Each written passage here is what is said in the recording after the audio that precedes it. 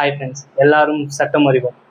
அந்த தலைப்பில் இன்னைக்கு நம்ம பார்க்க போகிற டாபிக் பார்த்தீங்கன்னா செக்ஷன் 49. செக்ஷன் 49ல் என்ன சொல்லியிருக்காங்கிறத நம்ம இப்போ இந்த வீடியோவில் பார்த்துடலாம். இப்போ நம்ம பார்த்துட்டு இருக்க வீடியோஸ் தான் பார்த்தீங்கன்னா அபட்டர், தூண்டுதல், தூண்டுபவர்.